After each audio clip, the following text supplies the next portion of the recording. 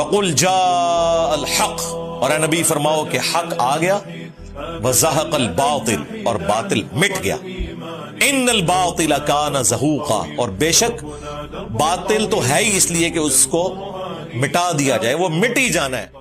کیا رفع الیدین کے بغیر نماز ہو جاتی ہے؟ نہیں ہوتی۔ میں تو کہتا ہوں اگر رفع الیدین کے بغیر نماز پڑھنی ہے تو پھر نماز پڑھنے کی بھی کیا ضرورت ہے، نماز پڑھنے کی بھی کیا ضرورت ہے۔ نبی کریم صلی اللہ علیہ وسلم نے اپنی پوری زندگی 23 سالہ دور نبوت کی زندگی میں ایک دن کی ایک نماز کی ایک رکعت بھی بغیر رفع الیدین کے نہیں پڑھی، ایک دن کی ایک نماز کی ایک رکعت بھی بغیر رفع الیدین کے نہیں پڑھی۔ جہاں بھی صحابہ میں، ہاں آپ ایسی ایک روایت لیں کہ اللہ کے رسول نے رکوع کیا لیکن رفع الیدین نہیں کی، رکوع سے اٹھے رفع الیدین نہیں کی، یا آپ نے کہا ہو آج سے رفع الیدین منسوخ ہے، یا آپ نے کہا ہو آج سے رفع الیدین نہیں کرنا، آپ روایت پیش کریں، آپ تو ہمارے محسن بن جائیں گے، ہمارے لیے آسانی پیدا کریں گے، ہم بھی آپ کی طرح پڑھنے لگ جائیں گے، جھگڑا ہی ختم ہو جائے گا۔ کئی بہانے اور کئی جھوٹی قصے کہانیاں جو خود امام ابو حنیفہ کو بھی معلوم نہیں تھی، ایسی کہانیاں گھڑی گئیں کہ جی وہ اس زمانے میں منافق آتے تھے بغل میں بت چھپا کے کھڑے ہو جاتے تھے، تو اللہ کے رسول نے اس لیے رفع الیدین، یہ بات نہ حدیث میں نہ قرآن میں نہ فقہ میں، سینہ در سینہ چلتی چلی آ رہی۔ اب مجھے بتائیے، فرض کر لیجئے بت ہے، یہ میں نے بغل میں دبا دی، اب مجھ سے 1000 رفع الیدین کرا لو، یہ نہیں گرے گا۔ یہ کس نے کہا کہ رفع الیدین سے بت گر جاتا ہے؟ 1000 رفع الیدین کرا لو، آپ گنتے رہو، میں تھک جاؤں گا، موبائل نہیں گرے گا۔ ہاں اگر بت گرانے کے لیے ہوتی نا، وہ رفع الیدین نہ ہوتی، رفع الابطین ہوتی۔ اللہ کے رسول کہتے کہ بغلیں اٹھاؤ، ہاتھ اٹھانے کا نہیں ہوتا، بت تو چھپایا ہوا ہے بغل میں اور اٹھائے جا رہے ہیں ہاتھ، اس کو تو کچھ بھی نہیں ہو رہا۔ ہاں یوں اگر رفع الیدین ہو یوں تو پہلی رفع الیدین میں بت گر جائیں گے، لیکن ایسے کون کرتا ہے؟ اور اگر فرض کر لیجئے حنفیوں کے بت بغل میں رفع الیدین کرنے سے گر جاتے ہیں، تو جو پہلی رفع الیدین ہے بت اس پہ گرنا چاہیے یا نہیں گرنا چاہیے؟ تو جو بت گرانے والی رفع الیدین ہے وہ بھی کرتے ہیں، تو بت گرانے والی تو پہلی ہے نا، جب رکوع پہ گئے اور کی اس وقت تو بت گر چکا تھا، وہ بت گرنے کے بعد ہے، جب رکوع سے اٹھے اور رفع الیدین کی اس وقت بھی بت گر چکا تھا، وہ اس کے بعد ہے۔ پھر اگر یہ لاجک تمہاری مان بھی لے تو وتروں کی تیسری رکعت میں کیا کوئی تمہاری بغل میں بت دے جاتا ہے؟ جب قنوت پڑھنے لگتے ہو تو رفع الیدین کرتے ہو، کیا اس وقت تمہاری بغل میں کوئی دوسرا بندہ آ کے بت دے جاتا ہے؟ پھر عید میں 3 دفعہ پہلی رکعت میں، 3 دفعہ دوسری رکعت میں، 6 دفعہ رفع الیدین کرتے ہو، کیا اس وقت بت ایلفی سے چپکے ہوئے ہوتے جو ایک رفع الیدین سے نہیں گرتے اور 6 دفعہ کرنی پڑ رہی ہے؟ خدا کے لیے نبی کی سنتوں کا مذاق مت اڑا۔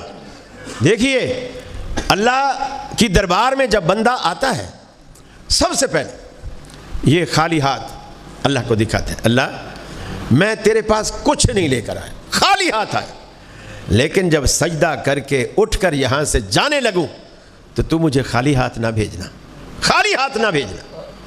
دوسری بات، جب بھی 2 فوجیں آپس میں لڑتی ہیں، جو فاتح فوج ہوتی ہے وہ شکست خوردہ فوج کو سب سے پہلا آرڈر کرتی ہے ہینڈز اپ۔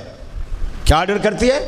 ہینڈز اپ، جس کے معنی یہ ہوتے ہیں ہتھیار پھینکو اور ہاتھ کھڑے کر دو، اور اس ہاتھ کھڑے کرنے کا مقصد یہ ہوتا ہے کہ تو جیتا میں ہارا۔ شکست خوردہ فوج جب ہاتھ اٹھاتی ہے گویا وہ اعلان کر رہی ہوتی ہے کہ میں سامنے والی فوج سے ہار گیا، میں نے اپنی ہار مان لی۔ اور یہ بین الاقوامی رول ہے کہ جب کوئی کسی کے آگے ہینڈز اپ ہو جائے تو آپ اس پر فائر نہیں کر سکتے، گولی نہیں چلا سکتے، ہاں پکڑ سکتے ہیں، گرفتار کر سکتے ہیں، گولی نہیں چلا سکتے۔ جیسے کسی زمانے میں آپ کی اچھی خاصی پاکیزہ فوج وہ انڈیا کے سامنے ہینڈز اپ ہو گئی تھی، 90,000 فوج ہینڈز اپ ہوئی تھی اور انہوں نے ان کو گولی نہیں چلائی تھی، البتہ 90 کے 90,000 کو قید کر لیا تھا۔ تکہ خان کے دور کی بات ہے، ان کو قید کر لیا، یہ دنیا کا رول ہے۔ اب جب بندہ اللہ کی دربار میں آتا ہے، अपने घर में मैं वडेरा था, चौधरी था, डीसी था, कमिश्नर था, वज़ीर आला था, वज़ीर आज़म था, सदर था, ज़िम्मेदार था, कुछ भी था। अल्लाह की दरबार में आया, हैंड्स अप हो गया। इसका मतलब है अल्लाह मैं हारा तू जीता, मैं छोटा तू बड़ा, मैं कमज़ोर तू ताकतवर। और मुंह से क्या कहता है? अल्लाह अकबर, अल्लाह सबसे बड़ा है। और हैंड्स अप होकर अमली तौर पर भी उसका सबूत देता है कि तू इतना बड़ा है कि मैंने तेरे आगे हार मान ली। तो आप क्यों उसके गलत मतलब लेते हो, गलत मफहूम लेते हो, नबी की सुन्नत का मजाक उड़ाते हो? अल्लाह हिदायत दे। रफ़ादैन नमाज में ज़रूरी है या नहीं, बराए मेहरबानी कुरान और सुन्नत की रोशनी में बताइए। मैं आपसे पूछता हूं, आप मुझसे क्यों पूछें? वजू करना नमाज के लिए ज़रूरी है या नहीं? क्यों? ये किसने बताया कि नमाज से पहले वजू करो? रसूलुल्लाह सल्लल्लाहु अलैहि वसल्लम ने। मसला समझ आ गया। अल्लाह को ज़ाय खैर दे। अल्लाह के नबी सल्लल्लाहु अलैहि वसल्लम ने नमाज से पहले वजू किया करने का हुक्म दिया।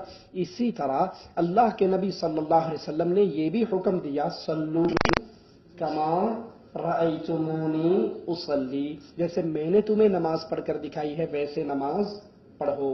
जिस भाई को अल्लाह के नबी की सच्ची हदीस इल्म हो जाए, बुखारी में 5, मुस्लिम में 6 रिवायात पढ़ ले जो सच्ची रिवायात, और जिस पे किसी को कोई एतराज नहीं, सही तरीन रिवायात है, वो आंखों से पढ़ ले, यकीन हो जाए, तहकीक पूरी हो जाए।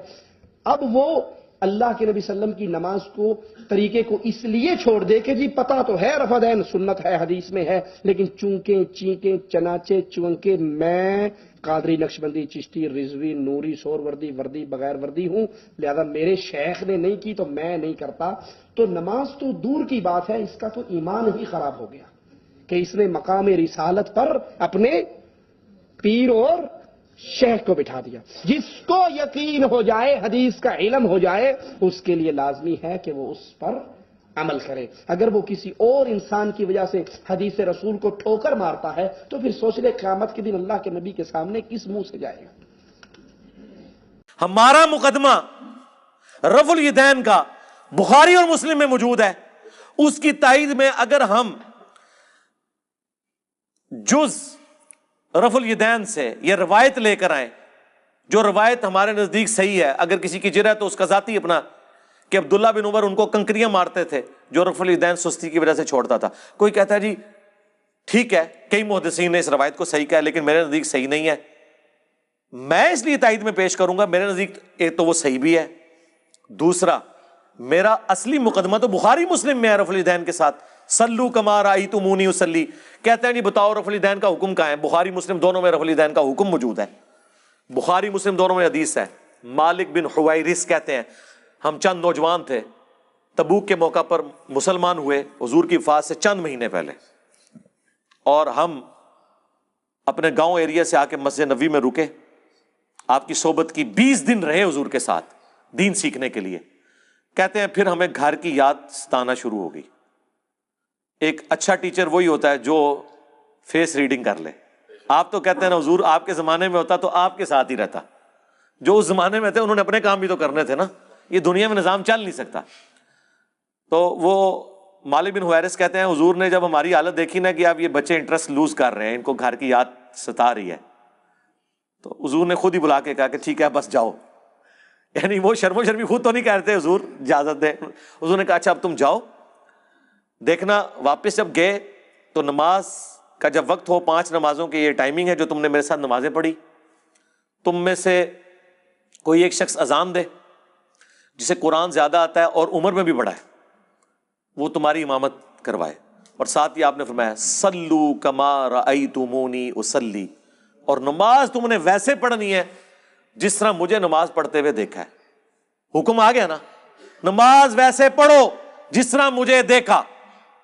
अब इसके बाद हुजूर को कहने की जरूरत नहीं है कि मैं नमाज जब शुरू करता हूं तो देखो मैं अल्लाह अकबर कहता हूं तुम भी अल्लाह अकबर कहो, मैं सना पढ़ता हूं तुम भी सना पढ़ो, ये तो कहने की जरूरत नहीं है। बुखारी मुस्लिम दोनों में हदीस है अल्लाह ने मुझे जवामे कलिमात के साथ मबूस किया कि बात मुख्तसर करता हूं और मफहूम गहरा। एक जुमले में रफ़ुल यदैन का हुक्म, तस्बीहात का हुक्म, अरकान का हुक्म आ गया ना। मालिक बिन हुवैरिस जो ये हदीस रवायत कर रहे हैं उन्हीं से पूछ लें कि हुजूर नमाज कैसे पढ़ते थे। वो ताबईन को नमाज सिखा रहे हैं और कह रहे हैं कि इस वक्त नमाज پڑھنے کا میرا ارادہ نہیں تھا، میں صرف اس لیے نماز پڑھ رہا ہوں تاکہ تمہیں بتاؤں کہ نبی علیہ السلام نماز کیسے پڑھتے ہیں۔ بخاری مسلم دونوں میں موجود ہے، انہوں نے نماز شروع کی تو دونوں ہاتھ کانوں تک اٹھائے، مسلم میں کانوں تک ہیں اور بخاری میں صرف الفاظ ہیں کہ ہاتھ اٹھائے۔ جب رکوع میں جانے لگے تو دونوں ہاتھوں کو بلند کیا کانوں تک، یعنی انگلیوں کے پورے کانوں کی سیدھ میں اور ہتھیلیاں کندھے کی سیدھ میں، اور رکوع سے سر اٹھایا تو ایسا کیا۔ اور بخاری میں یہاں تک ہے کہ مالک بن حویرث ہر طاق رکعت میں جب تک بیٹھ نہ جائیں دوسری رکعت کے لیے کھڑے نہیں ہوتے تھے، یعنی پہلی اور تیسری رکعت میں بیٹھ کے اٹھتے تھے، یعنی جلسہ استراحت۔ نبی السلام سے انہوں نے دیکھا، جو لوگ کہتے ہیں حضور بوڑھے ہو گئے تھے اس لیے جلسہ استراحت کرتے تھے، احناف یہ مانتے ہیں کہ رسول اللہ صلی اللہ علیہ وسلم نے جلسہ استراحت کیا ہے، لیکن یہ جلسہ استراحت نام بتا رہا ہے کہ یہ راحت کے لیے ہے، راحت کی ضرورت وہاں ہوتی ہے جہاں تھکاوٹ ہوتی ہے۔ احناف کہتے ہیں کہ رسول اللہ صلی اللہ علیہ وسلم کی عمر جب زیادہ ہوئی اور آپ کی رکعتیں بہت لمبی لمبی ہوتی تھیں تو تھکاوٹ کی وجہ سے آپ دوسرا سجدہ کرنے کے بعد ڈائریکٹ قیام نہیں کرتے تھے بلکہ تھوڑی دیر بیٹھتے تھے۔ نبی صلی اللہ علیہ وسلم کا صحیح حدیث سے ثابت ہے آخر عمر میں وزن پہلے کی نسبت زیادہ ہو گیا تھا، جو سب کا ہوتا ہے عمر کے ساتھ وزن بڑھتا ہے۔ تو حضور نے مالک بن حویرث کو کیوں نہیں کہا کہ میں بوڑھا ہو گیا ہوں، تم نے ڈائریکٹ کھڑے ہونا ہے پنجوں کے بل؟ اور وہ پھر ضعیف روایت ترمذی سے لے کے آتے ہیں، امام ترمذی نے خود لکھا یہ روایت صحیح نہیں ہے۔ دیکھو اندازہ کرو، ہماری روایت بخاری مسلم میں، اور اس سے بڑھ کر بخاری میں 6251 نمبر حدیث ہے۔ ایک صحابی نے جب تیزی سے نماز پڑھی تھی، حضور نے کہا السلام علیکم کا جواب دیا، وعلیکم السلام کا، دوبارہ نماز پڑھ تو انہوں نے نہیں نماز پڑھی، 3 دفعہ ایسے ہوا، چوتھی بار اس نے کہا حضور سکھا دیں۔ آپ نے فرمایا تھا سکون سے وضو کرو، قبلہ رخ کھڑے ہو، قرآن پڑھو، رکوع میں جاؤ، پھر آپ جب سجدے میں پہنچے آپ نے فرمایا سجدہ کرو، پھر 2 سجدوں کے درمیان بیٹھو، پھر دوسرا سجدہ کرو، پھر بیٹھو، اور پھر اگلی رکعت کے لیے کھڑے ہو۔ یہاں تو حضور نے حکم دیا جلسہ استراحت کا، حنفیوں نے چھوڑ دیا۔ تو ہم تو اصلی روایتیں بخاری مسلم میں جس پہ ساروں کا اتفاق ہے، جسے کوئی ضعیف نہیں کہتا، اس کی تائید میں وہ روایتیں لے کے آتے ہیں جن میں اختلاف ہے۔ آپ تو سٹارٹ ہی وہیں سے کرتے ہیں کہ جس میں اکثریت ضعیف، 24 محدثین نے ابن مسعود کی حدیث کو ضعیف کہا ہے، 24 ڈبل 12، سوری وہ یہ نہ ہو آپ کہیں وابی کے بھی 24 بنتے ہیں اور گد کے بھی 24 بنتے ہیں، حروف ابجد، ڈبل 12، جن میں احمد بن حنبل جیسے بڑے امام، عبداللہ بن مبارک جو احمد بن حنبل سے بھی بڑے امام ہیں، امام حنیفہ کے اپنے شاگرد، ان کا قول 256 نمبر حدیث کے کانٹیکسٹ میں امام ترمذی نے نقل کیا کہ عبداللہ بن مبارک کیٹاگوریکلی کہتے تھے کہ رفع الیدین کرنے والے کی حدیث ثابت ہے اور نہ کرنے والی کی حدیث ثابت نہیں ہے۔ وہ کراچی کا مفتی کہتا ہے نہیں، انہوں نے سند پہ بحث کی ہے، سرکار سند پہ نہیں، انہوں نے آپ کے پورے رفع الیدین کو فارغ کیا ہے۔ وہ کہتے ہیں ابن مسعود کی حدیث ثابت ہی نہیں ہے، اور امام داؤد نے بھی کمنٹس نقل کیے وَلَيْسَ بِصَحِيحٍ عَلَى هَذَا الْمَعْنَى کہ یہ ابن مسعود کی حدیث ان معنوں میں درست نہیں ہے۔ اور یہی روایت مشکات والوں نے جب نقل کی انہوں نے بھی ابو داؤد کے کمنٹس نقل کیے ساتھ۔ یہ لوگ اپنے جعلی مسئلوں کے ثبوت میں وہ روایتیں لے کے آتے ہیں جنہیں اکا دکا محدثین نے صحیح کہا ہوتا ہے، باقی صاحب نے ضعیف۔ ہم اپنے اصلی مسئلوں میں جن کی جڑ قرآن بخاری مسلم میں موجود ہوتی ہے اس کی تائید میں وہ روایتیں لے کے آتے ہیں جن کے اوپر تھوڑا بہت اختلاف ہوتا ہے۔ ہماری اصل تو وہاں ہے۔ وہ رفع الیدین کے مسئلے کو بہت ایشو بناتے ہیں۔ فرض کر لو اگر نبی سے صراحتاً رفع الیدین نہ کرنا ثابت نہ بھی ہو، فرض کر لو، اول تو ایسا ہے نہیں، نبی سے صراحتاً یہ ثابت بھی ہے کہ آپ نے تکبیر تحریمہ کے علاوہ رفع الیدین نہیں کیا، لیکن اگر یہ نہیں بھی ہوتا تو ہمارے لیے صحابہ کا عمل بھی اس بات کی دلیل تھا کہ نبی نے آخری عمل ترک رفع الیدین کیا ہے۔ صحابہ سے بھی یہ ثابت ہو جائے نا تو کافی ہے۔ اور صحابہ سے کیسے ثابت ہے؟ امام بخاری کے شاگرد ہیں امام ترمذی، جب رفع الیدین کرنے کا تذکرہ آتا ہے وہ کہتے ہیں وَبِهِ يَقُولُ بعض اہل العلم من اصحاب النبی صلی اللہ علیہ وسلم، یہی بعض صحابہ کا قول ہے رفع الیدین کرنا۔ جہاں نہ کرنے کا تذکرہ آیا نا کہ تکبیر تحریمہ میں کرنا ہے اس کے علاوہ کہیں نہیں کرنا، یہ والی جب حدیث لے کر آئے تو اس کے نیچے لکھا امام ترمذی نے وَبِهِ يَقُولُ غَيْرُ وَاحِدٍ مِّنْ أَهْلِ الْعِلْمِ مِّنْ أَصْحَابِ النَّبِيِّ صلی اللہ علیہ وسلم، یہی اصحاب علم میں بہت سارے صحابہ کا قول ہے، بہت سارے صحابہ کا مذہب ہے۔ یہ سمجھتے ہیں کہ نہیں سمجھتے؟ اور بخاری یہ جو صرف یہ جو ہے نا کہتے ہیں حنفی لوگ رفع الیدین نہیں کرتے، ایسا نہیں ہے۔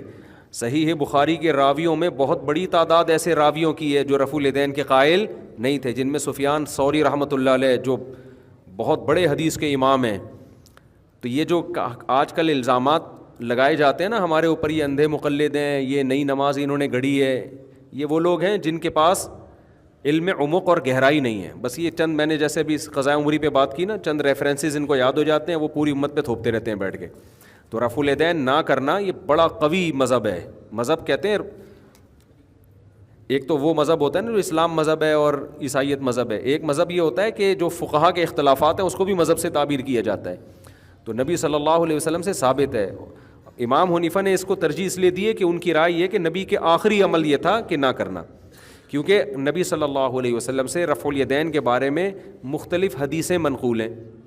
بعض حدیثوں میں آتا ہے نبی صلی اللہ علیہ وسلم نے رکوع میں جاتے ہوئے، رکوع سے اٹھتے ہوئے، 2 سجدوں کے درمیان، پھر تیسری رکعت میں اٹھتے ہوئے، ہر موقع پہ آپ نے رفع الیدین کیا ہے. اور بعض حدیث ترمذی کی صحیح حدیث ہے بالکل، جس میں آتا ہے کہ نبی صلی اللہ علیہ وسلم نے صرف تکبیر تحریمہ کے وقت کیا، باقی کسی وقت میں نہیں کیا. بعض حدیثوں میں آتا ہے رکوع میں جاتے ہوئے رفع الیدین کا تذکرہ ملتا ہے، رکوع سے اٹھتے ہوئے نہیں ملتا، بعض میں تیسری رکعت سے اٹھتے ہوئے نہیں ملتا. تو اس سے امام صاحب نے استدلال کیا ہے، حنفیہ کا استدلال ہے کہ رفع الیدین کے معاملے میں نبی کا ایک عمل نہیں تھا، یا تو قلت سے کثرت کی طرف، پہلے بالکل نہیں تھا، آہستہ آہستہ آپ نے تعداد بڑھائی ہے، یہاں تک کہ 2 سجدوں کے درمیان میں بھی کیا آپ نے، صحیح حدیث ہے سنن نسائی کی.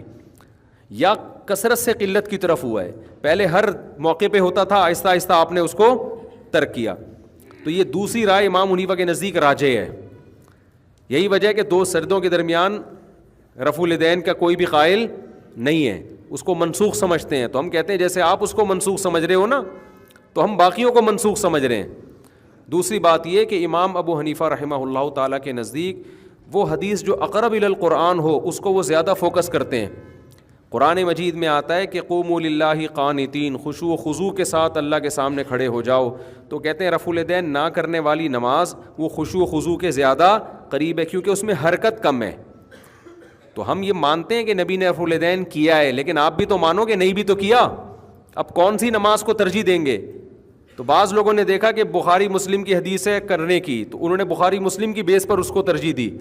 اور بعض فقہاء نے دیکھا بخاری مسلم تو ویسے بھی امام حنیفہ کے بعد آئی ہیں، اور بعض نے دیکھا کہ نبی کے آخر سے آخر عمل کو دیکھو، اور صحابہ کے عمل کو دیکھو، اور تیسری چیز اقرب الی القرآن ہونے کو دیکھو. تو اگر آپ اس کو اس طرح سے حل کرو گے تو آسانی سے حل ہو جائے گا. اور اگر یہ جو آج کل یہ جو اسکالرز نے کیا ہوا ہے نا کہ یہ رفع الیدین سے ان کو بغض ہے، ان کو دشمنی ہے، یہ زہر کا پیالہ پی لیں گے، رفع الیدین سے ان کو کبھی جواب نہیں دیں گے، یہ جاہلوں کا طرز عمل ہے جن کو علمیت سے کوئی واسطہ دور دور کا بھی نہیں ہے. اور یہ جاہل لوگ جب تک ہمارے ہاں مسلط رہیں گے یہ فرقہ واریت کو ہوا دیتے رہیں گے. وہ سمجھتے ہو کہ نہیں سمجھتے؟ فقہا کا جو طریقہ ہوتا ہے وہ ایک دوسرے کے احترام کے ساتھ کہ یہ ہماری رائے ہے لیکن ہمیں اس پر اصرار نہیں ہے. اگر کوئی دوسری رائے کو ترجیح دیتا ہے، ان کے پاس بھی دلائل ہیں، وہ بھی ایک رائے ہے.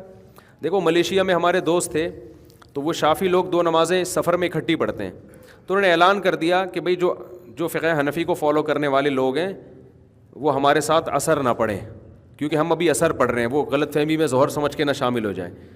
کوئی مناظرے کا چیلنج نہیں دیا انہوں نے. بھئی ٹھیک ہے، وہ بھی ایک رائے ہے، اگر آپ یہ سمجھتے ہو مضبوط رائے ہے تو آپ اس پر عمل کریں، ہم اس پر عمل کرتے ہیں. یہ صدیوں سے طریقہ چلا آ رہا ہے. اگر ملیشیا میں کوئی یہاں کا فتنہ ہوتا نا، جو یہاں کے ٹچے آج کل نئے نئے آ رہے ہیں فتنے، تو وہاں مناظرے کی مجلس قائم کر دیتا. تو حنفی لوگ نہیں پڑھتے، وہ کہتے ہیں ہم اپنے ٹائم پہ پڑھیں گے. ہمارے ہاں جو حدیث میں آتا ہے 2 نمازیں اکٹھی، تو اس کی صورت یہ نہیں ہے کہ ظہر کے وقت میں ہی، بلکہ وہ جو میں نے کئی بار اس پر میں بیان کر چکا ہوں. تو وہاں مناظرے کے چیلنج شروع کر دیتا، اور ہم فرقہ واریت کو نہیں مانتے، ہم قرآن حدیث کو. ابے تو قرآن حدیث کو تو مانتا ہے، لیکن قرآن حدیث کی یہ تشریح تو اپنی طرف سے کر رہا ہے نا. اگر آپ کہتے ہو اس تشریح پر حدیث ہے تو ان کے پاس بھی تو حدیث ہے اس تشریح پر جو وہ کر رہے ہیں. تو آپ یہ کیا، آپ کی حدیث تو حدیث ہے، دوسرے والے کی حدیث ہی نہیں ہے. یہ جاہل لوگ ہیں جو یوٹیوب پہ مسلط ہو گئے ہمارے اوپر، اور فرقہ واریت کو کیا کر رہے ہیں، آگ دے رہے ہیں. اور لیبل ہر آدمی نے بڑا اچھا لگایا ہوا ہے کہ میں فرقہ واریت ختم کر رہا ہوں. ابھی ایک نیا فتویٰ آ گیا کہ ناخن پالش لگاؤ تو بھی وضو ہو جاتا ہے، مسح کر لو. وہ ایک نئے اسکالرز ہیں، وہ نئی نئی چیزیں مارکیٹ میں لاتے رہتے ہیں. وہ کہتے ہیں کہ جیسے موزوں پہ مسح کرنا جائز ہے تو اس پہ بھی مسح کرنا جائز ہے، نیل پالش لگی تو اس پہ مسح کر لو. تو ہر آدمی ایک، اس لیے ہم بار بار کہتے ہیں جو فقہ مدون ہو چکا ہے نا صدیوں سے، اسی کو فالو کرو. یہ نئی نئی چیزیں قرآن و سنت کے نام پہ ہی تمہیں الو بنائیں گے. ظاہر ہے انہیں تورات انجیل تھوڑی پیش کرنی ہے تمہارے سامنے. جب بھی کوئی نیا فرقہ لے کر آؤ گے لیبل آپ کو اچھا ہی لگانا پڑے گا. اور یہ سمجھ لو منکرین حدیث نے حدیث کا انکار کیا، انہوں نے لیبل انکار حدیث کا نہیں لگایا, لیبل لگایا ہم قرآن کو مانتے ہیں. لیبل کتنا اچھا لگایا نا. تو اصل بات یہ کہ قرآن کو بھی نہیں مانتے. تو آج جو لیبل قرآن و سنت کا لگا کے فرقواریت, ہر آدمی کی بات نہیں کر رہا میں کہ کوئی بھی قرآن و سنت کا لیبل لگائے, کچھ صحیح بھی ہوتے ہیں, لیکن بہت سے لوگ فرقواریت پھیلا رہے ہیں. قرآن و سنت کی وہ تشریح جو ان کی کھوپڑی میں آ رہی ہے وہ مسلط کر رہے ہیں, اور اس تشریح پہ لیبل کس کا لگاتے ہیں؟ قرآن و سنت کا, اور پھر فرقواریت پھیلاتے ہیں. وہ کم نہیں کرتے, تو لیبل پہ مت جاؤ. اس مسئلے پر یوں سوال اٹھتے ہیں کہ اے حنفیو, تم نماز میں رفع الیدین کے قائل نہیں ہو, نماز میں رفع الیدین نہیں کرتے, حالانکہ رفع الیدین کی حدیثیں بہت زیادہ ہیں. دلائل شروع کرنے سے پہلے میں پوچھتا ہوں, اگر ایک طرف سے نمبر بہت زیادہ ہوں, ایک طرف سے دلائل کے نمبر کم ہوں, نمبرنگ میں, نمبر شمار میں, گنتی میں, تو کم والا چھوڑ دینا چاہیے. کہتے ہیں ہاں. میں نے کہا پکا؟ کہتے ہیں پکا. میں نے کہا اب توجہ رکھنا, اب تو کروڑ پکا ہو جائے گا, پکا نہیں ہوگا. میں تجھے جواب دینے لگا ہوں. اونٹ کا گوشت کھانا چاہیے؟ کہتے ہیں منع ہے. 1,24,000 پیغمبروں میں 1,23,999 پیغمبر میں منع ہے. تو میں نے کہا اونٹ کا گوشت امت محمدیہ میں کہتے جائز ہے. میں نے کہا زیادہ نمبر تو اس طرف ہے تو اونٹ چھوڑ دے. غنیمت کا مال حلال یا حرام؟ کہتے ہیں امت پہ کھانا منع تھا 1,23,999 پیغمبر کی شریعت میں. حضور نے فرمایا احلت لی الغنائم, میرے پاک پیغمبر کی خصوصیت یہ ہے امت کے لیے غنیمت کا مال حلال ہے. زیادہ نمبر تو اس طرف ہے, اب چھوڑ دے گا. اب خاموش. ہاتھ کے طوطے بھی اڑ گئے, کوے بھی اڑ گئے, چڑیا بھی اڑ گئی, کچھ نہ بچا. میں نے کہا بھائی نمبروں پہ ہمیں نہ ڈرانا. یہ مقتدی کو جا کر کہنا, کسی بچے کو کہنا علماء احناف, علماء حق, علماء دیوبند دلیل کی دنیا کے وہ تاج بادشاہ ہیں جن کے مقابلے میں کسی ماں کی کوکھ نے آج تک وہ بیٹا نہیں جنا جو دلیل میں انہیں پھنسا جائے.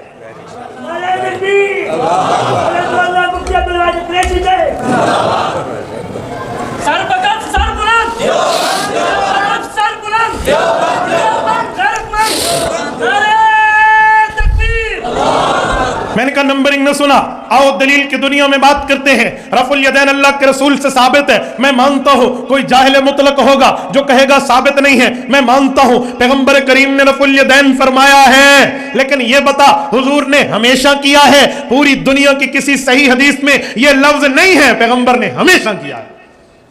اس میں تو ہے حضور نے کیا ہے, استمرار نہیں ہے, ہمیشہ کا نہیں ہے, حضور نے کیا ہے. چھوڑنے کی روایتیں بھی ہیں. مجھے کہتے ہیں مولانا آپ کو عربی آتی ہے؟ میں نے کہا الحمدللہ. کہتے ہیں کانا یرفع یدیہ, کانا استمرار پہ دلالت کرتا ہے, حضور کرتے رہتے تھے. میں نے کہا پکی بات ہے؟ کانا یطوف علی نسائہ بغسل واحد. علماء جانتے ہیں یہاں بھی کانا آیا ہوا ہے, بغسل واحد یطوف علی نسائہ. علماء سے ترجمہ لے لینا, وہاں بھی استمرار ہے. کہتے ہیں نہیں, ایک دفعہ کا واقعہ. میں نے کہا اب کانا کہاں سے آیا؟ کچھ باتیں عوام کے لیے نہیں ہوتی, آپ پریشان نہ ہو, یہ علماء سمجھتے ہیں.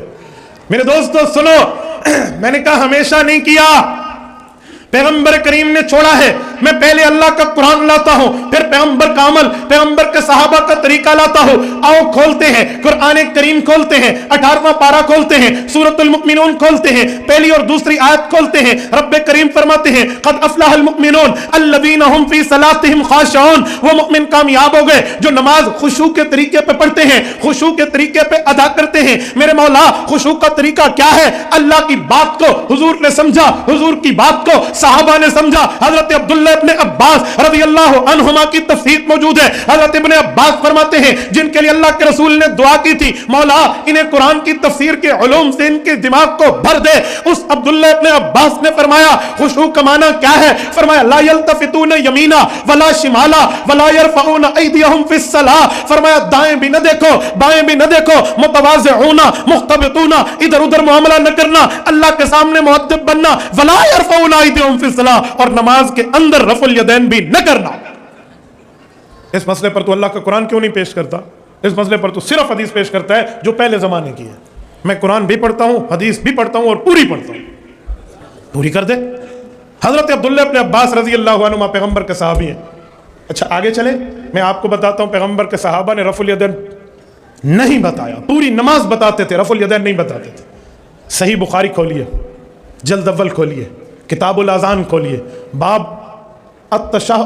الجلوس فی التشہد کھولیے. حضرت ابو حمید ساعدی رضی اللہ عنہ کی روایت ہے, مکتبہ الرحمانیہ لاہور کا صفحہ 184 ہے, قدیمی کتب خانے کا صفحہ 104 ہے. حضرت ابو حمید ساعدی فرماتے ہیں کنتو احفظکم لصلاۃ رسول اللہ صلی اللہ علیہ وسلم، حضور کے صحابہ کا مجمع بیٹھا تھا، صحیح بخاری پیش کر رہا ہوں۔ حضرت ابو حمید ساعدی رضی اللہ عنہ نے فرمایا آؤ میں تمہیں حضور کی نماز کا طریقہ سکھاؤں، میں نے حضور کی نماز کے طریقے کو حفظ کر لیا ہے۔ احفظ اس میں تفصیل ہے، سپرلیٹو ڈگری ورڈ، اس سے بڑا لفظ نہیں ہے، اس کا ترجمہ کرتا ہوں، پیغمبر کے نماز کے طریقے کو گھول کے پی لیا ہے میں نے۔ یہ پیغمبر کا صحابی بتا رہا ہے، سناؤں؟ کہا جی سنائیں۔ انہوں نے پوری نماز کا طریقہ بتایا، فرمایا اذا کبر جعل یدیہ حذو منکبیہ، حضور پاک علیہ السلام نیت فرماتے اور اس کے بعد ہاتھ باندھ لیتے، وَإِذَا رَفَعَ أَمْكَنَ يَدَيْهِ، اور اس کے بعد حضور پاک علیہ السلام جب جاتے رکوع پر سر جھکاتے ہوئے تو سر جھکا دیتے اور اتنا رکوع میں رہتے حتیٰ یعود کل کفار مکانہ، ہر عضو اپنی جگہ پہ پہنچ جاتا، پھر رکوع سے سر اٹھاتے پھر سجدے میں جاتے، وَإِذَا سَجَدَ، حضور پاک علیہ السلام سجدہ کرتے، غیر مفترش ولا قابضہما، حضور پاک نے نہ ہاتھ ایسے سکیڑے ہوتے نہ ہاتھ بالکل کھولے ہوتے، درمیانی کیفیت میں پیغمبر کریم یوں سجدہ کرتے، اور نماز تک پوری روایت نے نماز کی سلام تک سنا دی، کسی جگہ نماز کے اندر رفع الیدین نہیں بتایا۔ یہ پیغمبر کی نماز کا حافظ ہے، ذخیرہ ہے حدیث میں، ایک حدیث یہی ہے جس میں یہ لفظ ہے کہ میں نے نبی کی نماز کو گھول کے پی لیا، میں اس کا حافظ ہوں۔ صحیح بخاری ہے، جلد اول ہے، کتاب الاذان ہے، سنت الجلوس فی التشہد کا باب ہے، ابو حمید ساعدی پیغمبر کا صحابی ہے اور یہ روایت بتا رہا ہے۔ ادھر تو رفع الیدین نہیں ہے، مجھے کہنے لگا مولانا اس کے 2 صفحے پیچھے ایک روایت ہے، حضرت عبداللہ ابن عمر فرماتے ہیں رفع یدین تھا، میں نے کہا 2 باتیں، رفع یدین تھا وہ روایت میں مانتا ہوں، لیکن میرا سوال یہ ہے ہمیشہ تھا؟ کہتے جی نہیں، ہمیشہ کا لفظ تو وہاں نہیں ہے۔ میں نے کہا یہ جو لفظ ہے وہاں صرف رفع یدین ہے، یہاں شروع سے لے کر آخر تک ہے، اور فرماتے ہیں کہ میں حضور کی نماز حفظ کی ہوئی اب حضور کے بعد تمہیں سنا رہا ہوں، اگر رفع یدین ہوتا تو یہ حافظ نماز رسول سناتا، یہ نہیں سنانا۔ اچھا، پیغمبر کریم کے پوری زندگی میں حکم کہیں نہیں ہے کہ رفع یدین کرو، ہاں منع موجود ہے، ارفعوا ایدیکم نہیں ہے، لا ترفعوا ایدیکم ہے، عمل کیا عمل چھوڑ دیا، حکم نہیں کیا، ورنہ حکم تو دکھا دے میں تیرے ہاتھ چوم لوں گا۔ آؤ پیغمبر کریم نے چھوڑا، کیسے چھوڑا؟ صحیح مسلم جلد نمبر 1 کتاب الصلاۃ کھولیے، امام مسلم رحمہ اللہ 3 حدیثیں لائے ہیں، 2 حدیثیں سلام کے بارے میں، 1 حدیث پوری نماز کے بارے میں۔ امام مسلم رحمہ اللہ فرماتے ہیں، حضرت جابر ابن سمرہ کہتے ہیں خرج رسول اللہ وکنا صلینا، حضور پاک تشریف لائے، ہم نماز پڑھ رہے تھے، پیغمبر کریم نے فرمایا مالی اراکم رافی ایدیکم، اب رفع یدین کیوں کر رہے ہو؟ مت کرو، کانہا اذناب خیل شمس، اب تو یہ شریر گھوڑوں کے دم کی طرح تم ہاتھ ہلا رہے ہو، اسکنوا فی الصلاۃ، پوری نماز میں سکون سے ٹھہرو۔ یہ صحیح مسلم کی حدیث ہے۔ مجھے کہنے لگے مولانا اس کے اوپر والی حدیث سلام کے بارے میں نے کہا میں نے اوپر والی نہیں یہ پیش کی ہے، اور اس پر ملا علی قاری فرماتے ہیں رواہ مسلم یفید النسخ، اس پر اتنا بڑا فقیہ دلیل دے رہا ہے، 10 دلائل میں اس پر پیش کر سکتا ہوں کہ یہ رکوع کے متعلق ہے، تو کئی دلائل موجود ہے، تو رسول اللہ صلی اللہ علیہ وسلم نے چھوڑا، شروع میں رفع یدین ہے، باقی کہیں نہیں ہے۔ آؤ پیغمبر کے ایک اور صحابی سے روایت لا رہا ہوں، سنن نسائی ہے، کتاب الصلاۃ ہے، میں کتاب الصلاۃ سے حضرت عبداللہ ابن مسعود کی روایت لایا ہوں، اور رخصت الترک فی الرخصت فی ذلک کتاب، سنن نسائی میں حضرت عبداللہ ابن مسعود فرماتے ہیں آؤ لوگو الا اصلی بکم صلاۃ رسول اللہ صلی اللہ علیہ وسلم، میں تمہیں حضور کی نماز پڑھ کے دکھاؤں، فرفع یدیہ فی اول مرہ، شروع میں تکبیر تحریمہ میں رفع یدین کیا اور اس کے بعد رفع یدین نہیں کیا حتیٰ کہ نماز مکمل کر دی، فرمایا یہ پیغمبر کی نماز ہے، یہ پیغمبر کے صحابہ کا طریقہ ہے۔ تو میرے بھائی یہ ترتیبیں بھی تو موجود ہیں، تجھے یہ تو دیکھ لینی چاہیے اعتراض کرنے سے پہلے۔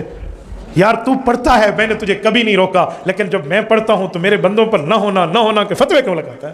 دلیلیں تو ان کے پاس بھی ہیں، احادیث تو یا تو کہتا دونوں ٹھیک ہے چلو کوئی بات بنتی، لیکن جب تو فتویٰ بازی مجھ پہ کرے گا تو جواب دینے کا حق میں بھی رکھتا ہوں، دلائل بتانے کا حق میں۔